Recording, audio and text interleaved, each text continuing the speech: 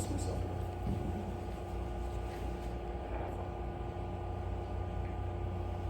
The emotions come.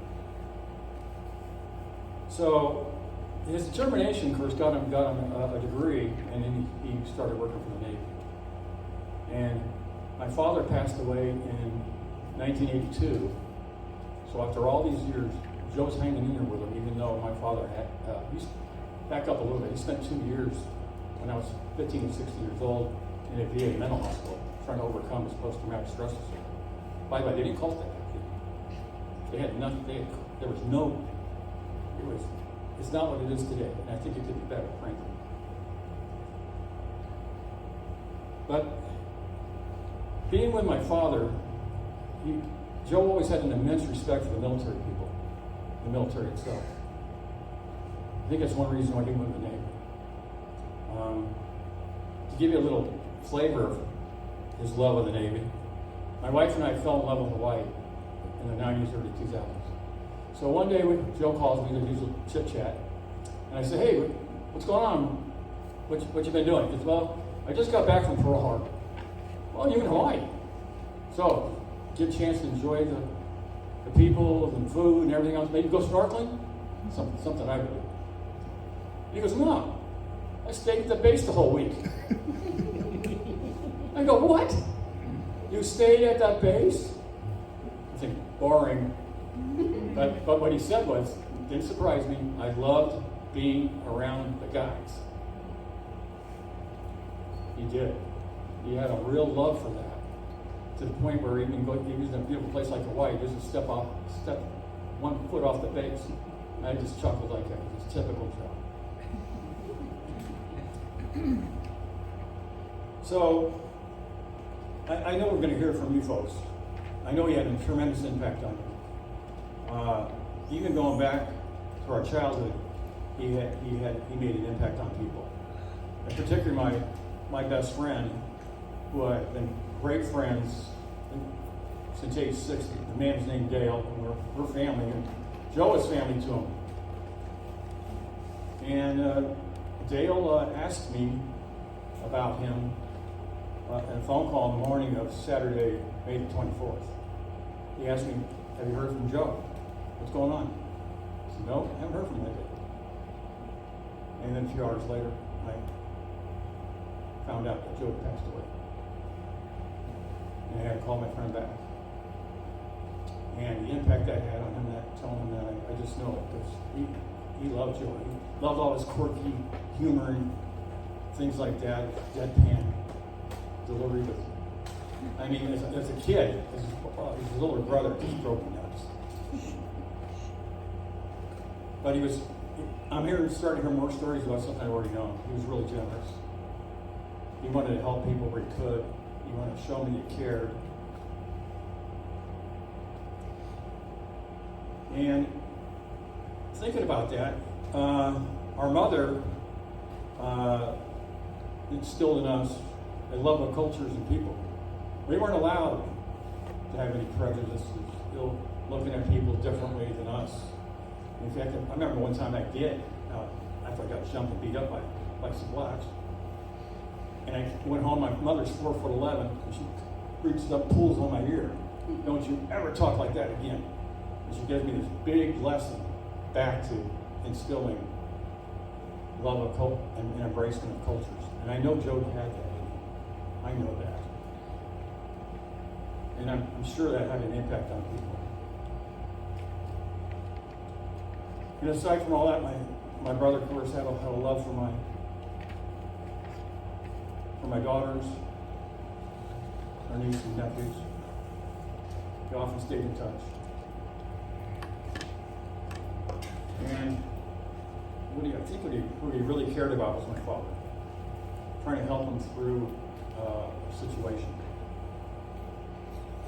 But my fondest memories of him, aside from all that, is we were pretty kids, did a lot together, went bowling. That was my craze. I was dragging him along with me. Went to a lot of San Francisco Giants games. A lot of them. I mean, we're talking 40, 50 times. We saw Willie Mays' 3000s career hit together. but my fondest memory of baseball was like this. This is typical, as I say, geeky Joe.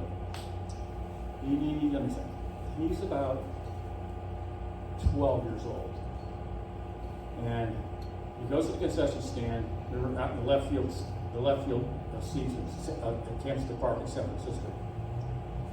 He comes back with the hot dogs and the soda, goes down the steps, makes a little turn to go to our seat, and my goodness, here comes a home run right at us, right at the stairs. That thing's creamed. It's coming at us 105 miles an hour. It hits the steps, maybe a couple, three in front of us, and hits as he turns. It hits him in the back. He doesn't even know what's happening. And the ball falls at his feet, and he's like, "What the heck? What the heck just happened?" And I go, "Joe, that was a home run ball." And I didn't say it. I could have bit my tongue. And that was Joe. That was the funniest moments I ever had with him. And I wish I had that ball. And we went to a lot of 49er games. We got free tickets on a milk carton box. Cut it out. The first 2,000 kids were in free. But his genius showed real early. I remember I had the old transistor radio. I really dated myself with that one, didn't I? Little boom box, maybe that thick. I think I was 14 years old, and the darn thing broke down like everything did back then. And my father loved television and radio. He got pretty good repairing them. The old tubes kind of television. And he takes that thing into my dad's little shop in the house, gets out his diagnostic instruments and all this. In a little bit, not only has he got that thing going, he attached 2 little speakers, and now he's got stereo. And this kid is 10 years old or so. I mean, tell me what kind of kid does that? Without a manual, without anything. It still blows me away. It was different. But get back to this toughness thing. The way he stuck it out in college, I mean, that kid was so poor. I tried to help him after I got my own job and after I graduated from high school. But sticking it out like that, being so dedicated, he used to tell me that he survived eating chicken gizzards and livers. I don't know if that's true or not, but that's what he told me. So all you familiar with the fact he loved motorcycles? Did he still love motorcycles lately? Yeah. There was a point when he was pretty young. It's got to get past age 18. But he got into an accident in San Francisco, and I forget how it happened, but he broke his leg. And the ambulance shows up, according to him, and he refused it. He walked a block, got on a Muni bus to take him to the hospital. And he had to walk another block. With a broken leg. The dude was seriously tough. You know, he may not come across that sometimes, but he was. And of course, that kind of toughness can often lead to dedication. And he was dedicated. I did want to share one more thing here about my goofy brother, the genius. I went into the insurance field, commercial insurance, workers' compensation insurance to be specific. I became an auditor, payroll auditor, Oregon system. Tangs to be handed a spreadsheet with 1 or 2 million cells filled with data. So we're talking about his job in the Navy and my thing here and all this stuff. I'd go customer to customer all over the Northwest. And he would remind me, Pat, it's just arithmetic. It's not real math.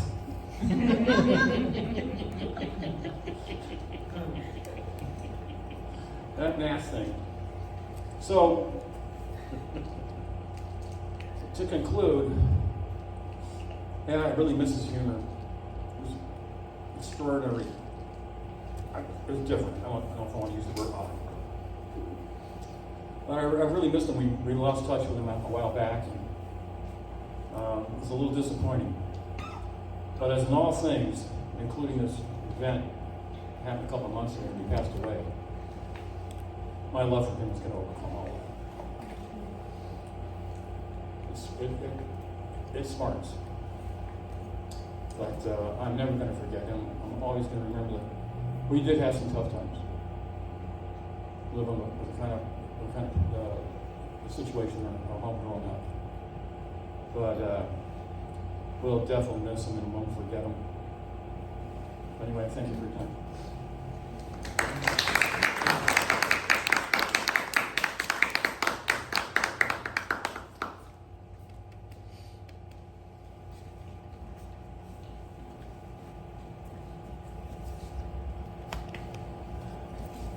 Other members of the family, in addition to Pat, are, I believe, James, his sister is online.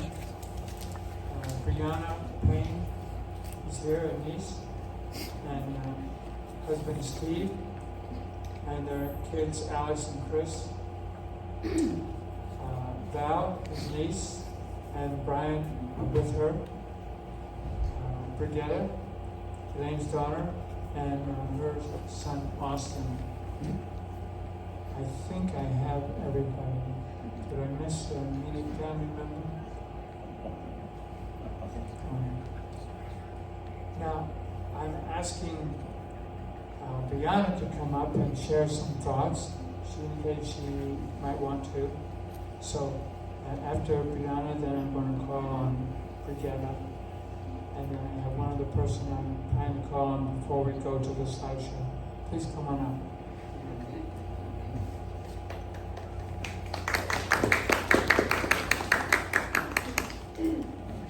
I'm not a Toastmaster either, so I don't know, is there a grading system or something I need to be concerned about? Or,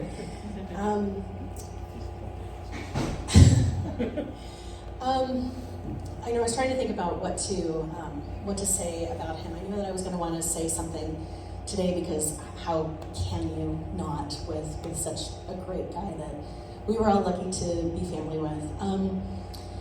This morning, we're putting out the memory table that you see out there, all of the memorabilia that we found with his things and crazy old family photos and all of these awards. I'm like, you had too many awards. I can't fit them all on one table. Like, what do I put? What have I done? What have I not? And my son comes up to me. Sorry to call you out. My son comes up to me and he says, "Can I ask a question about Uncle Joe?" And I said, "Yeah, of course." And he said, "What was your favorite memory about Uncle Joe?"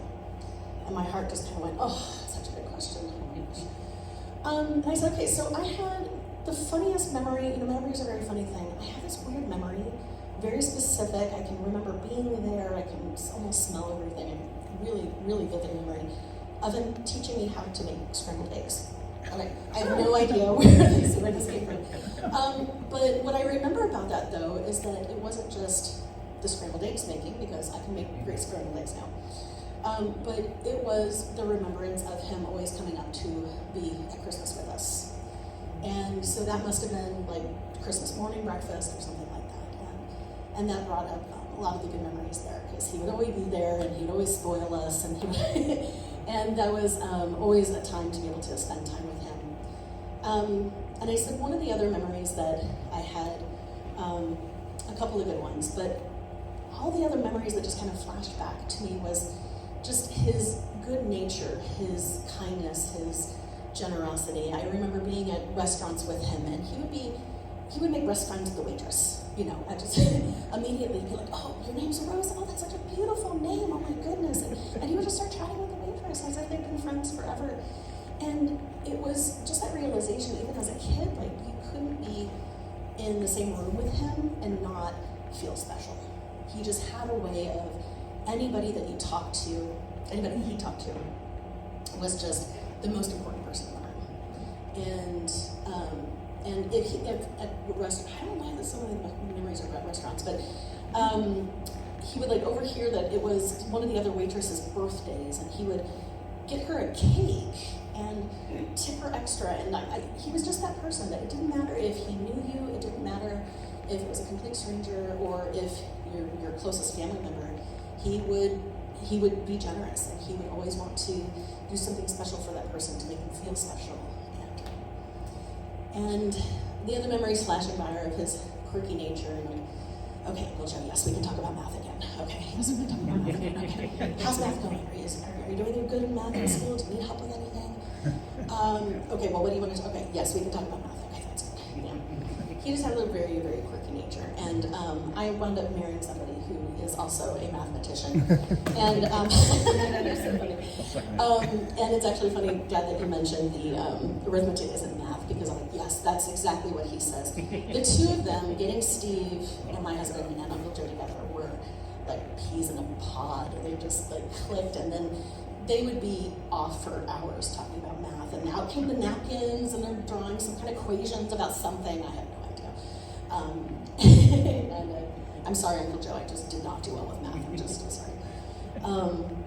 But it was just that nature. Like once he figured out, like, oh, we can talk about this. It's fantastic. And he would just be your best friend immediately. And when we were at the service this morning, one of the things that the priest said really stuck with me, and that was one of the best ways that we can honor him is to take something that we loved about him and incorporate that into our lives. Be what he would be, like take that inspiration from him and continue on. And I think the biggest thing that I will remember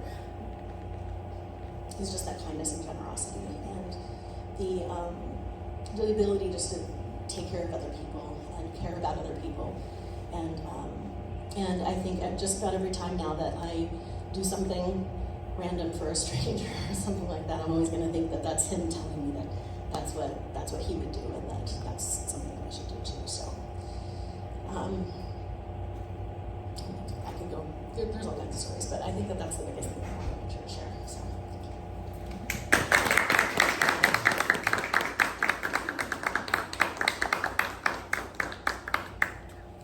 Brigitte, please come on up and share some thoughts. Thank you. My biggest fear is public speaking, so this should be fun. I talk fast, so I hope everyone has longer listening ears. Oh, what are you saying? Can we move here? Does this make you happy? Yeah, then you'll be Okay, the camera. Then you're in the Already camera. blinded by the light. Okay.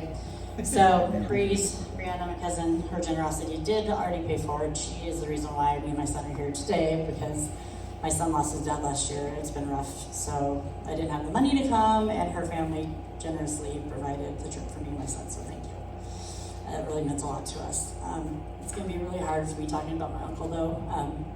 My dad died when I was 9 from Guillain-Barré syndrome, and Uncle Joe stepped up to the plate, and he was the father I didn't get for the rest of my life. So it's like I lost a second dad. And I could go on and on about my uncle, but from meeting all my friends when I was a kid, and his first question out of his mouth was, "So, Tammy, do you like math?" And I think all my friends, when they heard my uncle pass, I got messages. They were just like, "Oh God, not your uncle," because everybody loved my uncle. I mean, if you met my uncle, like my Uncle Pat and Brianna said, he just left an amazing mark on you. Whether it was teaching you math or, after my dad died, just calling to see how my sports were. He didn't like sports, but he called to see if I was doing good in them. Checking on me and my brother, making sure my brother's staying out of trouble. And I know my uncle had a rough life when he was growing up. My mom told me so many stories, and like my Uncle Pat said, he really overcame a lot, just a lot. He used to joke around about the cockroaches he used to live with in the projects. And Uncle Pat was gone, my mom was gone, and how he stuck it out. And he's like, you just sweep them off. Just find a place to sit, and you just sweep off the cockroaches. I'm like, it's kind of gross, but he's like, it's nothing. It's like there's always something worse in life. I'm like, you lived with cockroaches, Uncle Joe. He's like, no, we just consider them our pets. I'm like, all right, that's Uncle Joe for you. Yeah, it's really hard to talk about him though, just because he left such a mark on my life, and he was always there. He would always answer the phone. These last 2 Christmases, me and Brianna invited him up for Christmas, and he declined, and it really hurt my feelings because I really wanted to see him. So we planned me and Austin planned on coming here this summer. We had plans. We pretty much just did this exact trip how Uncle Joe and I had planned it. Except we didn't plan on going to a funeral. So he knows I love him. I can't take more.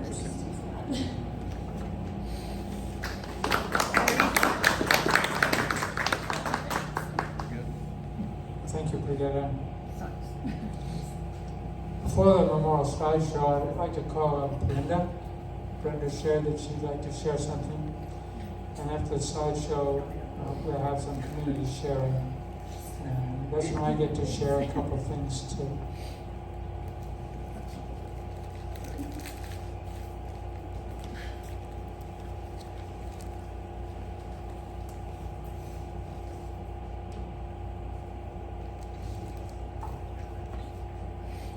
Hello everyone.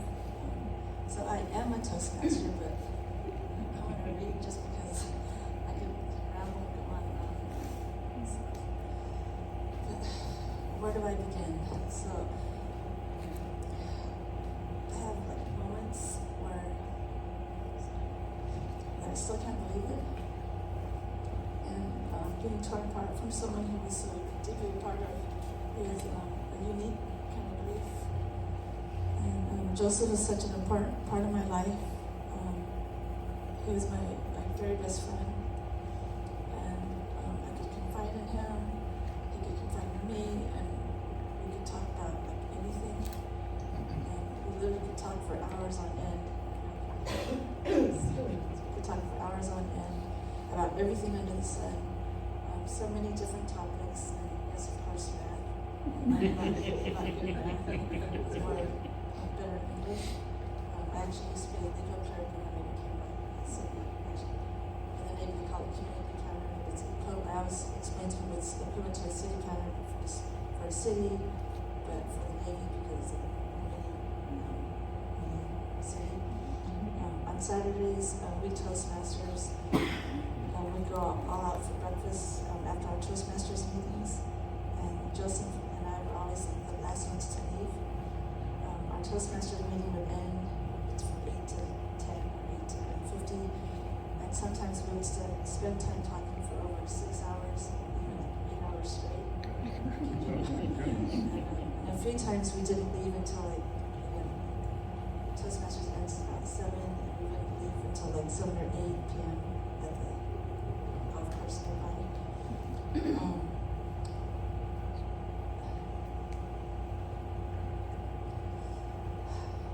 So we would talk about so many topics, including math. But believe it or not, one of his favorite things to talk about was his family. So that's when I first met you all. I felt like I knew you before I actually met you.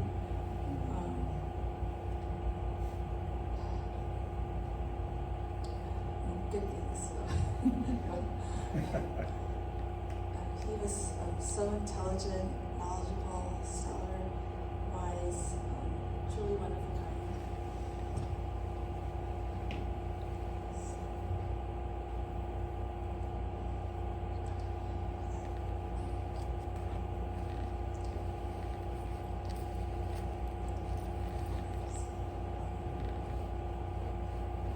Truly one of a kind. There's nobody else like him. He was just beyond unique, so logical, so rational, so like high integrity. I would joke with him and compare him to Spock. No kidding. No kidding. He truly was a genius. And even Sheldon knew that that's so true. But he had such an incredible memory. And he would talk about different events, but he would talk about different events and mention not only the day and time, but he could tell you what the weather was like during that event. Even like the temperature, the time of the day. It was just truly incredible. He also he did so much for our Toastmasters Club. It'll just never be the same without Joseph. Joseph truly was legendary. He had such a strong worth ethic, like nothing I've ever seen before. Everything he took on, he would analyze it and improve it. Before he retired, Joe was in charge of the van pull, it's like a carpool type thing, and for several years at his work. And after taking it on, he improved the process. He came up with new best management practices to improve efficiency, productivity, sustainability. He had whole spreadsheets, everything. It's just very inspiring. And I think of him in heaven, trying to improve the process there too. It's very inspiring, and he just always be something that changed my life for the better. And I've truly become a more wise, better person knowing him. And he also had the biggest heart, just a true heart of gold. And he would help anyone if they asked. They made time for them, no matter what. He was also very honest, responsible, and had such perfect attendance. Not just at Toastmasters, but everywhere. And if he was going to be late or any changes, he would always call. In fact, he would over communicate, and that's why when he didn't show up for our Toastmasters meeting on Saturday, May 24th, we knew something wasn't right, and it was truly devastating.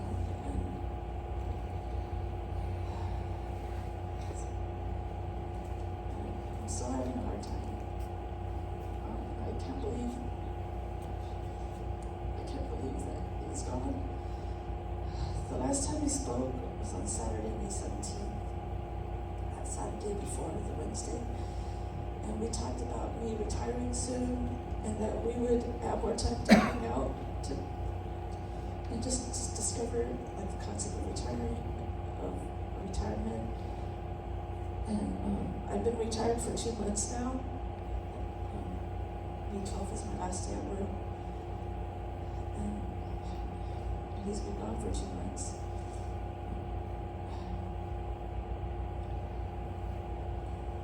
This is not the retirement that I hoped for.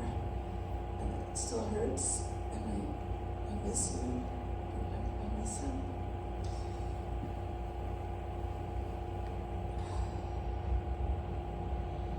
But someone did tell me that the only reason that it hurt so much is because that we have the loss is so profound. And I'm grateful.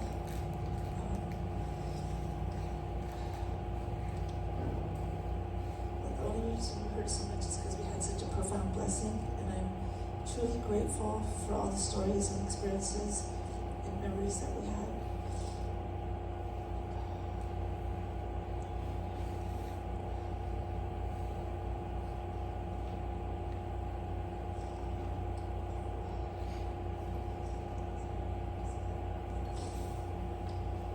As far as like motorcycles, like he is still part of, or was still part of a motorcycle group, and I want to try to find it online because I know that they don't know. But he would post like pretty regularly on Facebook. I'm not a Facebook person, so I don't really go on Facebook.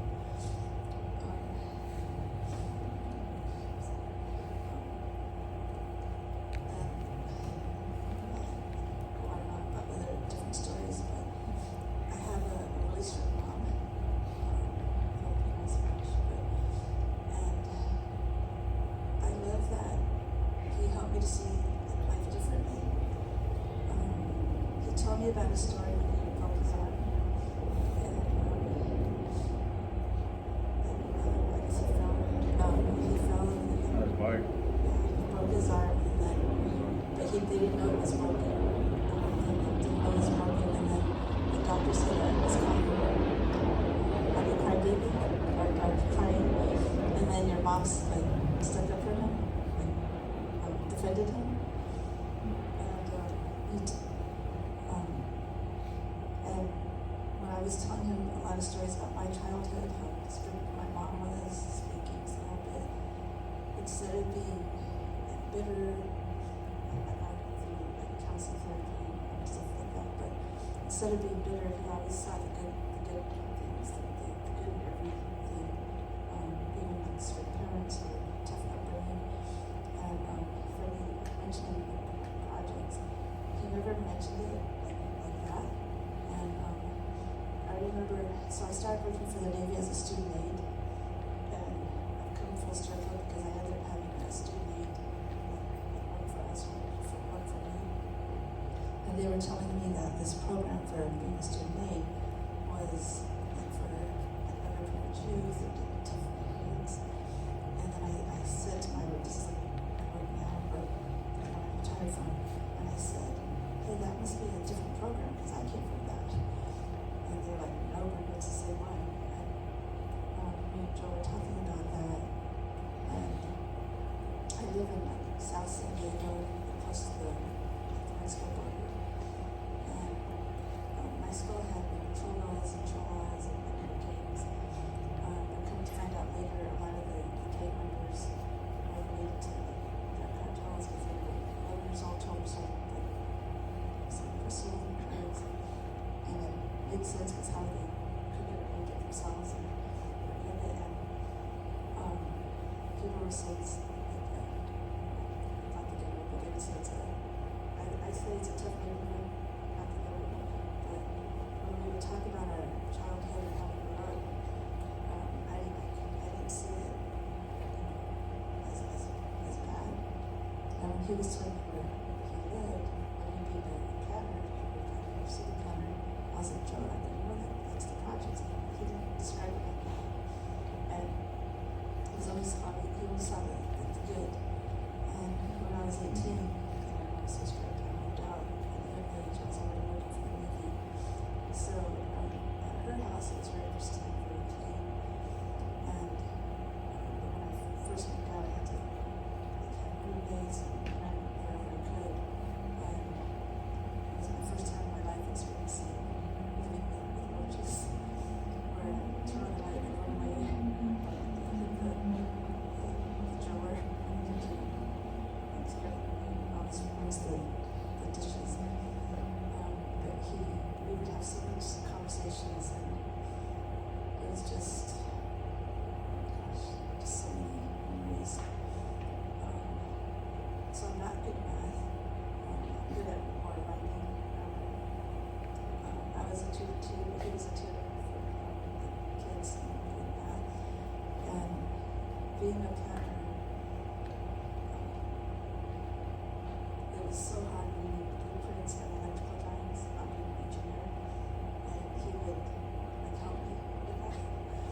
And I don't care how long I've been thinking. I was a planner for 24 years. Like every electrical drawing can still throw me for a loop. It's very confusing. But he was just a big part of my life. And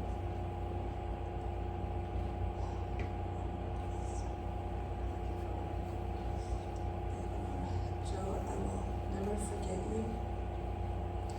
You will always be loved and hold a special place in my heart. Thank you for touching my life in ways that you'll never know. You are and always will be someone who helped me see the world differently. You have changed my life forever. I'm forever grateful to you. The world will not be the same without you, and you will be sorely, sorely missed beyond words. Rest in peace, forever, friend and family.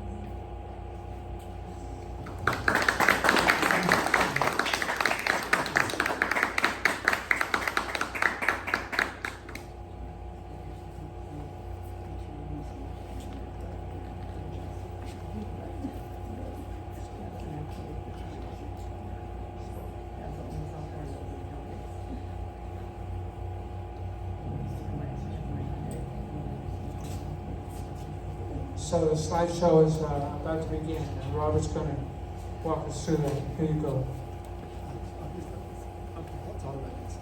All right.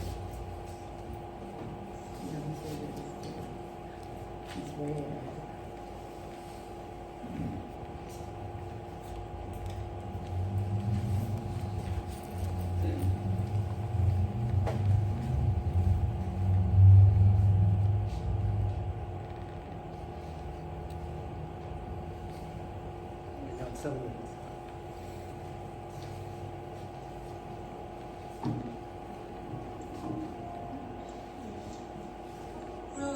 and flows of angel hair and ice cream castles in the air and feather canyons everywhere. I've looked at clouds that way, but now they only block the sun. They rain and snow on everyone. So many things I would have done, but clouds got in my way. I look at clouds from both sides now, from up and down, and still somehow it's clouds illusions.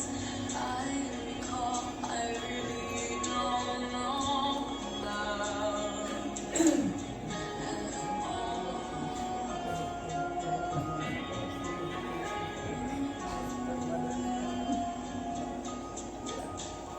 Moons and Junes and the Ferris wheels, fantasy dancing where you feel as every fairy tale comes real. I've looked at love that way, but now it's just another show. You leave 'em laughing when you go, and if you care, don't let them know. Don't give yourself away. I look at love from both sides now, from give and take, and still somehow it's love's illusion. I recall, I really don't know love at all.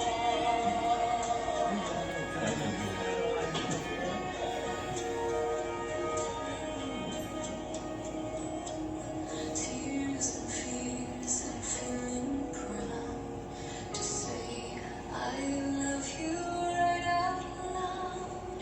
Dreams and schemes and circus crowds. I looked at life that way, but now old friends are acting strange. They shake their heads, they say I changed. Well, something's lost, but something's gained in living every day. I looked at life from both sides now, from win and lose, and still somehow it's life's illusions. I recall, I really don't know at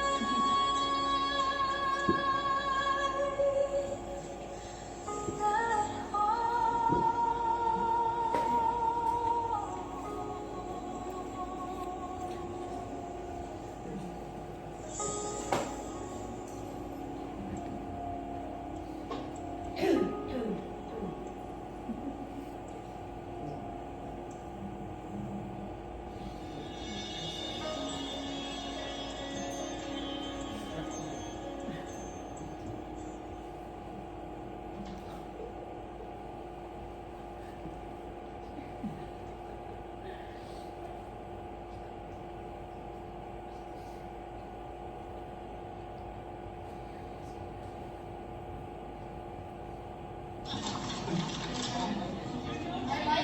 He's got a bag that's empty.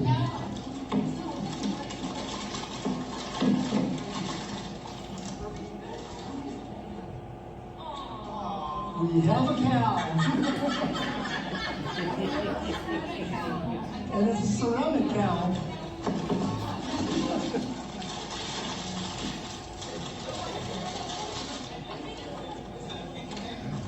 It was so different. Ceramic.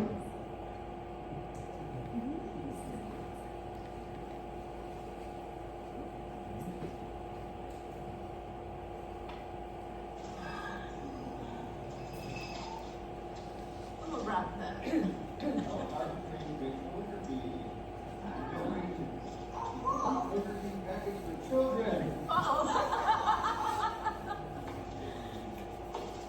we know we're all good with that, aren't we?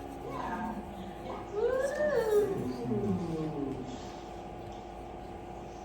So who gets his deal? Who's the real loving? Oh.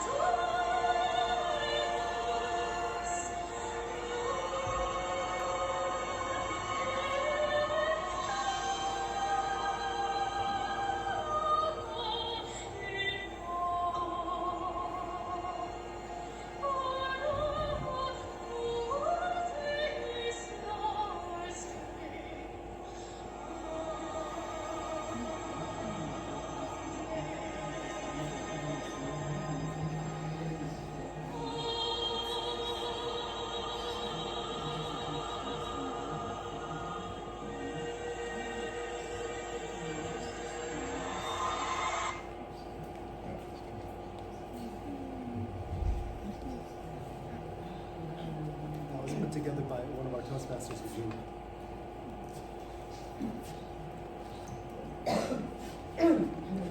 Thank you, Regina. Thank you, Robert. Thank you, everybody who's spoken so far.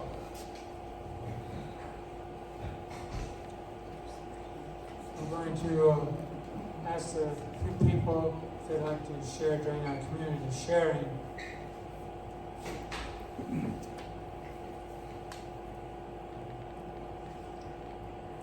One of the things that I remember about Joseph, and Wendy remembers it too, is he made sure that his minutes of the meeting when he served as secretary were accurate.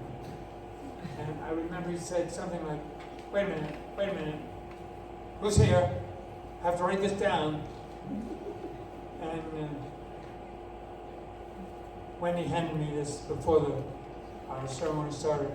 Toastmasters attendance on May 10th, 2025. 8. Parent number 8, closed parent.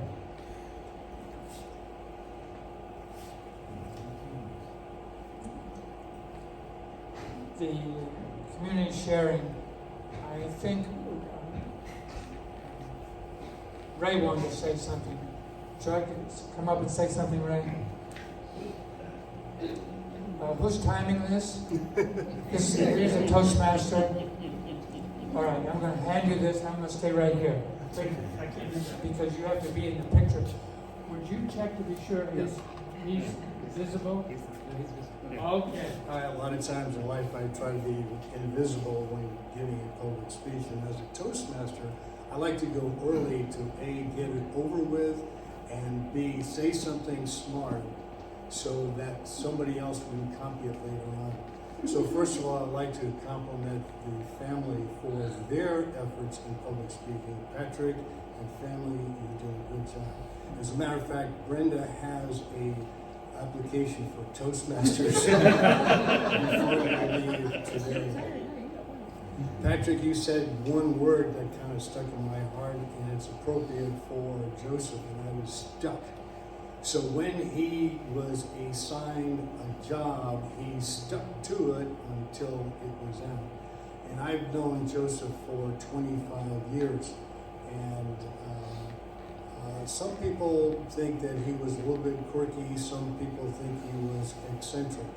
Now, eccentric is a word that you use for someone who is really smart.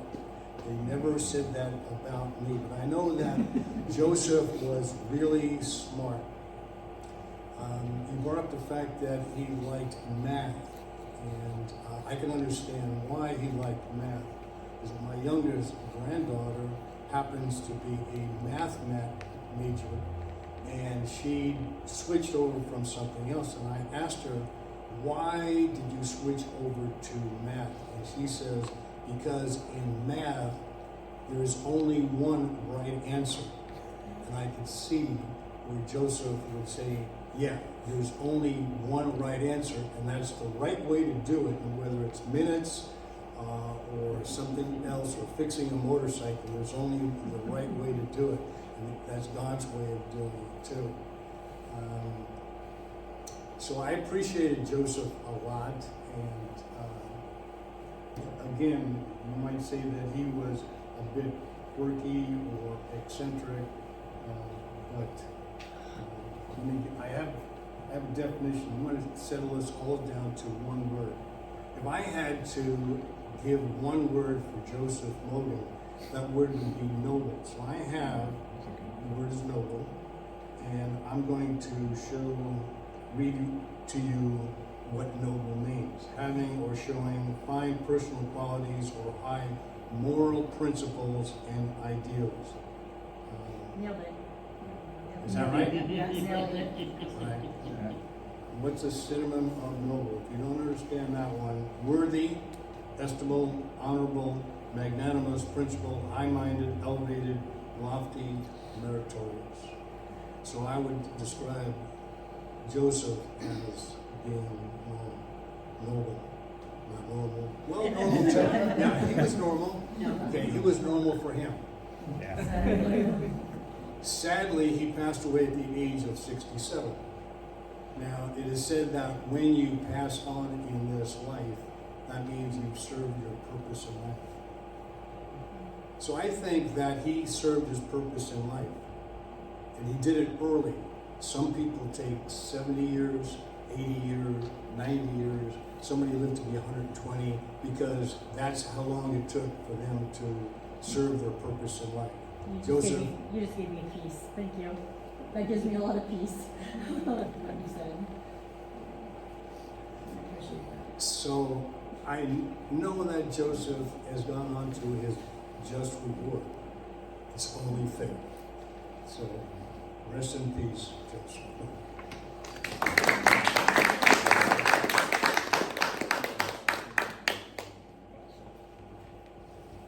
Thank you. We have another Toastmaster who just said, may I say a few words? The Toastmaster say a few words, it never happens. David, do you come up? Chris, what's up? Thank you. Thank you, Ted, Mr. Toastmaster. I met Joseph about 12 years ago when I joined Toastmasters. And to say that he was quirky, funny, or generous is an understatement. He was the first one to greet me when I joined Toastmasters. He says, where are you from? What do you do? And then we became peas in a pod when he learned that I was an electrical engineer. And then I started my career in the Navy. He was like, oh my God. Now fast forward a couple of weeks after that, he starts quizzing me. David, did you know? Now, keep in mind, Toastmasters begins at 8 o'clock in the morning on a Saturday. David, did you know? And it would span quantum mechanics, calculus, a host of things. Now, 8 o'clock in the morning, just like anyone, I'd be lovely to chat about quantum mechanics and calculus at 8 in the morning, but I wasn't quite there yet. I hadn't really gotten down to how Joseph was so inquisitive and wanted to have these type of conversations. Fast forward a couple of weeks after that, I made sure I at least had 3 cups of coffee in me before I came to the Toastmasters. And I threw one at him. I said, Joe, did you know that it's recently been discovered that in the number of pi, you can find your birth date? He looks at me and goes, I didn't know that. Fast forward the next week, he says, David, guess what? I found my birth date in pi. 11/29/57. Great, Joe. Fantastic. So I actually told him something that, to my amazement, he didn't know. Wow, okay. Pat on the back for me. But Joe, I mean, I loved having conversations. I stopped coming to Toastmasters because of other commitments, but when I came back often, I always enjoyed sitting down with him. It was always a conversation about science, math, quantum mechanics, special relativity, name it. I mean, we just sat down and chatted before and after the meeting. He was a joy to converse with, and great to know the guy. Thank you.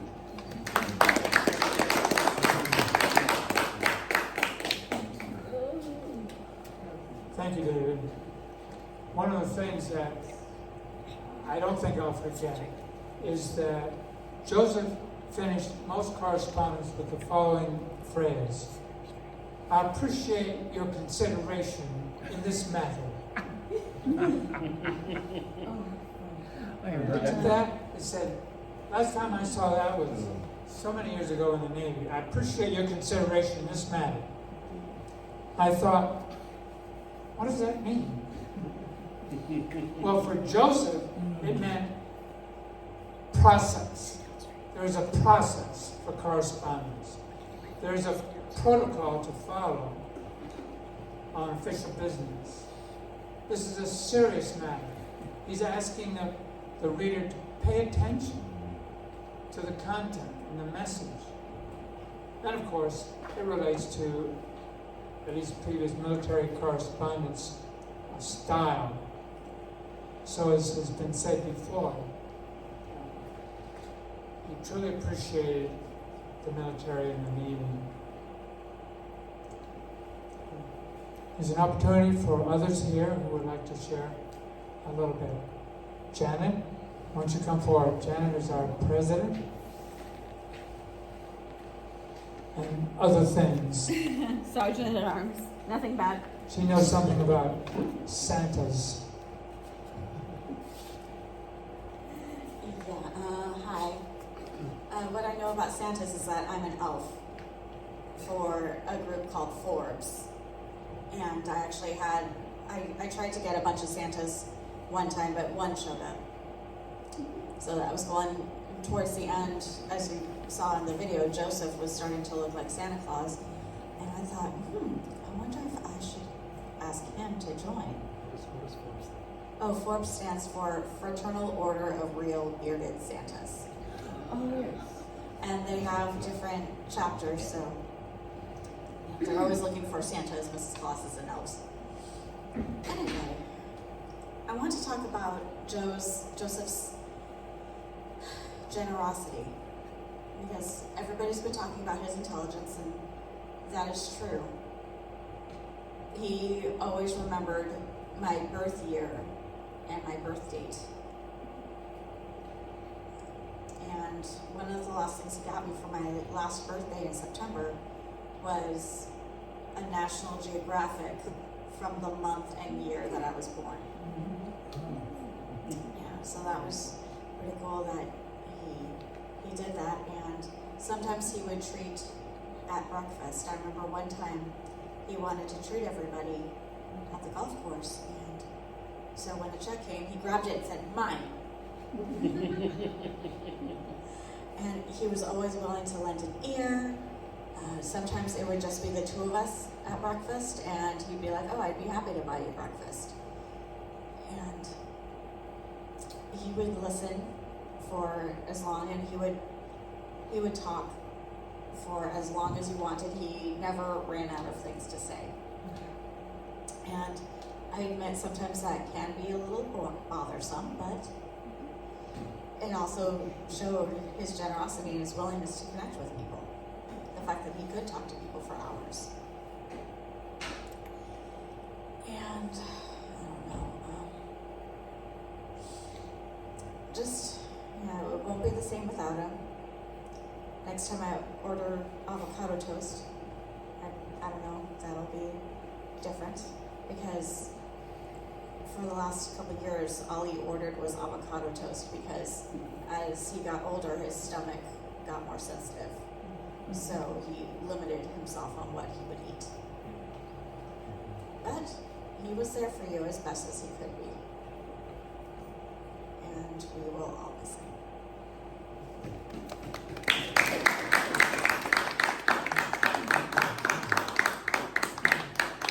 Thank you, Janet. One of the scariest things in my life is thinking about motorcycles. Not approaching one or sitting on one or riding one. Just thinking about motorcycles is scary to me. So I'm going to try to get through this little bit here. Joe told us multiple times that he rode thousands of miles on his motorcycle for a variety of reasons, and then in the rain, and he told us he broke his leg, as has been mentioned, and he told us he had his girlfriend ride on the bike. Anyway, since I thought it was crazy and scary, I said to myself, what's the message of riding on a motorcycle for Joseph? I thought it was free spirit. And to approach Joseph and listen, I wouldn't think you would think he was a free spirit, but I think he really was. Multifaceted, multidimensional. And he was focused. How can you not be focused if you're not on a motorcycle riding at 70 miles an hour? And he knew it was safe, it was analytical, it was practical. I don't want to talk about motorcycles anymore. Who else would like to share something about Joseph? Coming up, Malcolm. Malcolm is another one of longtime Toastmasters and a member of Sweetwater Valley Toastmasters as well. If you want to learn more about Toastmasters, you can talk to me afterwards. I can talk about that. Thank you very much. The one building in which Joe loved to hang out is at the library not too far from here. The past months, he would be at the computer. It was a home away from home for Joseph. I also remember when he hung out at the Chula Vista Library decades before. If you want to talk politics, he's the guy to talk to. All I remember was he would talk politics or hang out at the nearby library.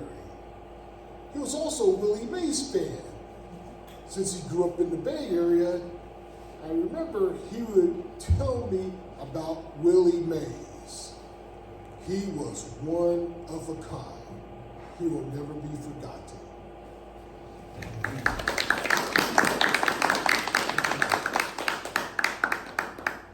Thank you, Malcolm. Some other comments from someone? Well, then you've given me another opening. No, wait a minute. I have a comment. We know he was an engineer, mathematician, scientist. He might as well have been in the Navy. He spent so much time with the Navy. And he tutored students. That was a passion of his. I'm sure a number of us know that. Well, I like to look for messages because that's what I try to do, and we try to do in Toastmasters is deliver a key message of some value. So the message of engineering, mathematician, scientist, Navy, tutoring students is he used his skills all the time, whenever and wherever needed. And he cared for the young. Now, everybody is younger than I am, I'm pretty sure. But I'm really thinking about people like Chris and Alex and Austin. He really cared for the young to guide them with skills that they would need in life. And one of the things I remember is his chuckle. As soon as he chuckled in the middle of a speech, I started chuckling and smiling. It was unexpected, and it was memories. Of course, he remembered something was funny. He didn't plan it. It was spontaneous. And to me, that means he was always smiling.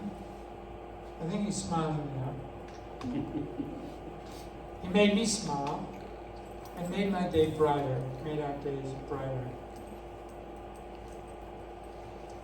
His stories through his speeches were based on life experiences and meant to help others succeed. He deeply believed in Toastmasters communication and leadership goals. He served as a servant leader and officer many times and for many years. I'm not saying Toastmasters, I'm just saying he had passions, and you've heard a lot of them. And others, as I just said, for youth and for Toastmasters and for serving and caring for others.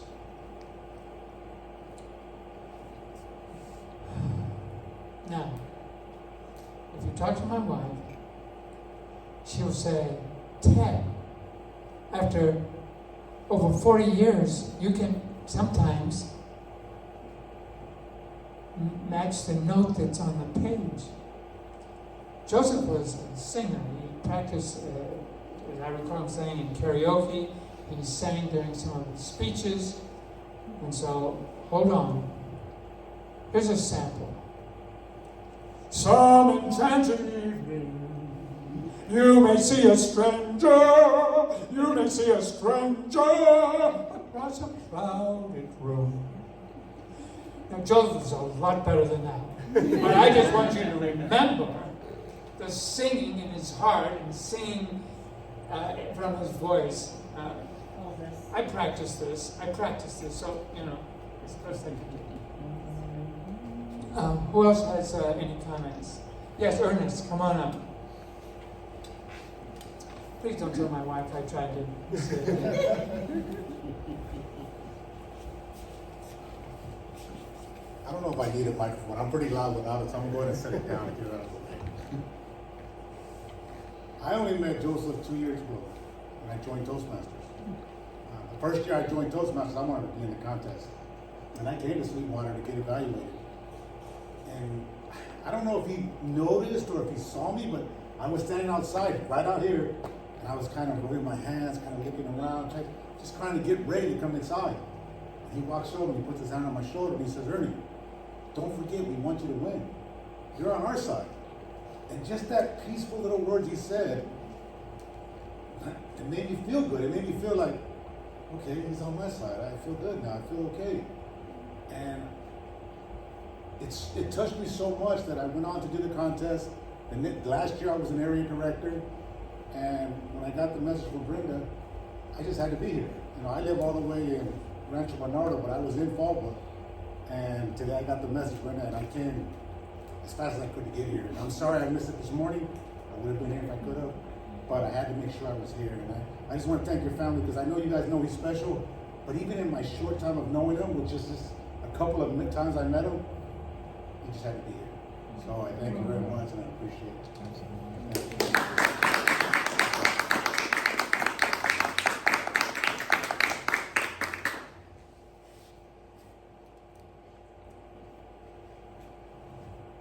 You know, on my last note for myself, and I know you're all thankful, is food. Yeah. We've already heard about eating at the Bonita Golf Course restaurant with Brenda and so many of us over the years. So, what is the metaphor for food? You're probably thinking, food is supposed to be helpful and nourishing, and normally people eat food with other people. And that means food and people go together, breaking bread together, sharing lives together, listening to each other, and that's such a special tradition, such a special thing that I know is going to continue. And like was said by the priest at the committal service today, and has been mentioned briefly, one of the things that he likes to share is just remember two things. Focus on two things of all the things that we remember about Joseph and incorporate them somehow into one's life, because memories continue, and it would be such an honor, as the priest said, to honor Joseph's memory and his presence, his eternal presence in our lives, by incorporating a couple things that he meant to us and that he did, and we can mimic him. Robert, why don't you say some closing remarks and then invite us to food? Thank you, Tim. So the word of the day is noble. So for Toastmasters, we have a word of the day, and we try to use it in our speech. So Joseph was noble. Brenda was telling me, honor, courage, and commitment is what she stands for. But that's what Joseph stood for too.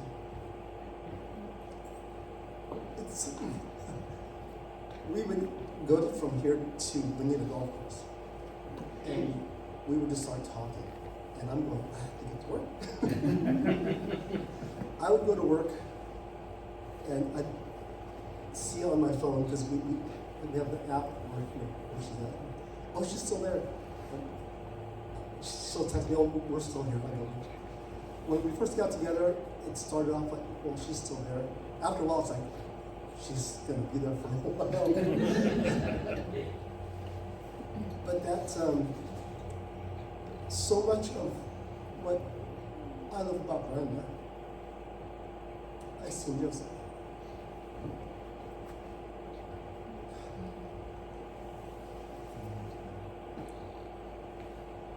If I lost Brenda, I know how she feels about Joseph.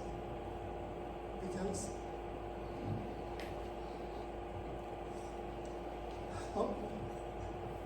how he was when someone new came into Toastmasters, he would just make them feel welcome.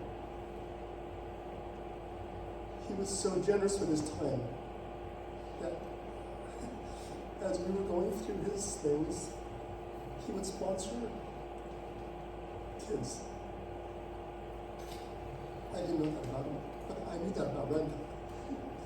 She would do things that nobody would know about in the background. She's done that a lot with her club. Like the heart of the club.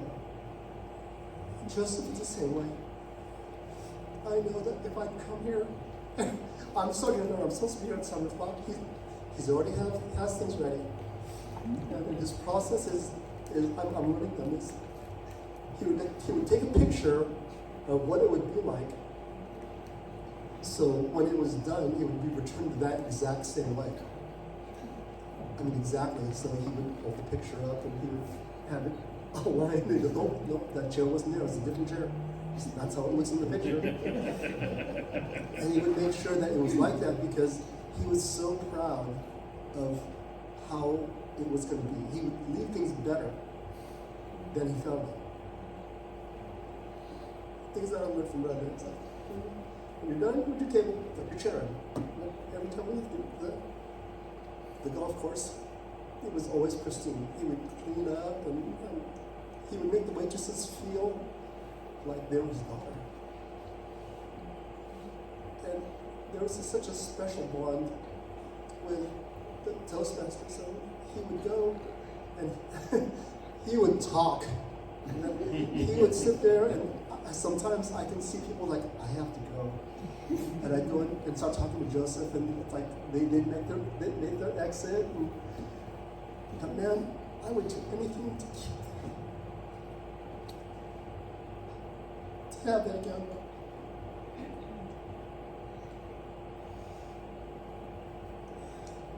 He will be missed. Brothers, he's the heart of the club. I mean, doing something for 37 years, you'd figure he'd be good at it. and he was. Ernie was saying and I've seen it with people too, is when he would give an evaluation for you. It was such a good evaluation. You would go, how does he know? But it was all that experience that he had. He would just pour it out. He would give so much of himself.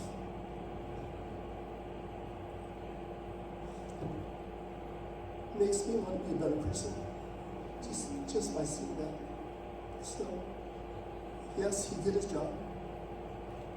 And as Ted said, take what he learned and use it and move forward, because then you're giving back from what Joseph has given me is what I'll do what I can give back.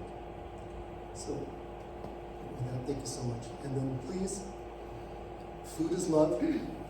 So we have a lot of food out there because we love you guys.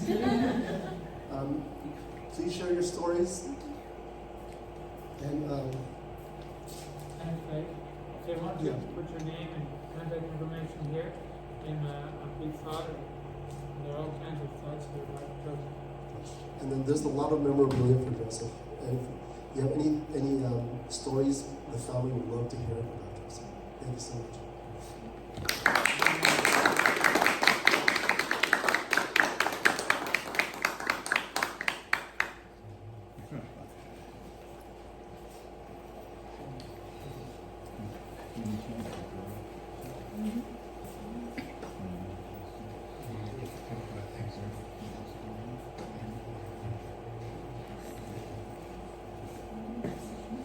You hungry?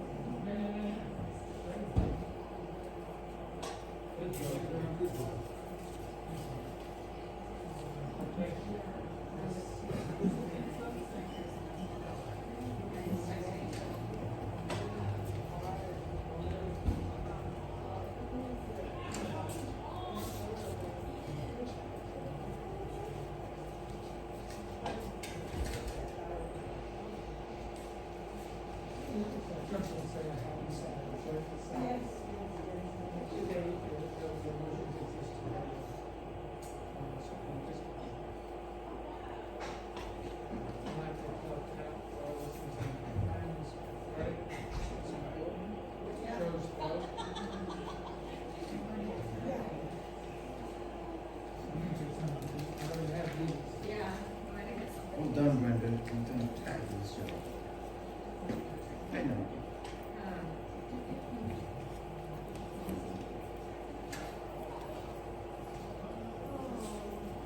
So dear.